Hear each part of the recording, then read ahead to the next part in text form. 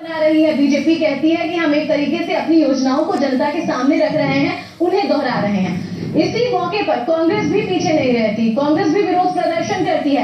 वाकई ये सरकार का जो जश्न या समारोह था उसका विरोध था या अपनी राजनीति चमकाने की कोशिश?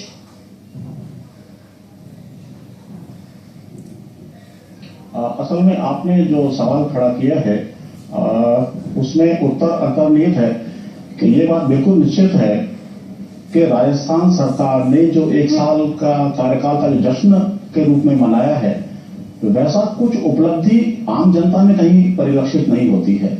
रहा सवाल कांग्रेस के विरोध का, तो निश्चित रूप से कांग्रेस क्योंकि पिछले चुनाव में छिन्न भिन्न हो गई थी, तो उसे अपने आप को खड़ा करने के लिए, अपने वजूद को बनाने के लिए कुछ न कुछ तो करना ही है।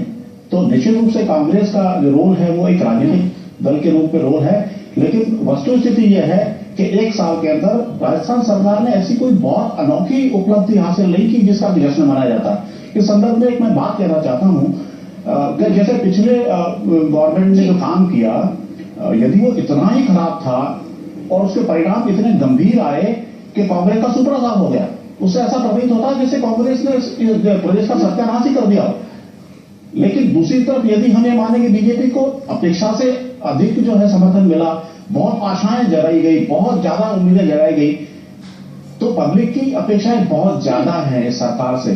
तो सरकार ये कह के बच नहीं सकती कि 1 साल अभी बहुत कम है या इसकी 1 साल में समीक्षा नहीं की जानी चाहिए। पब्लिक को अपेक्षाएं बहुत ज्यादा हैं, तो पब्लिक की अपेक्षाओं को तो कतई नहीं खरीदती, मेरा ये मानना है।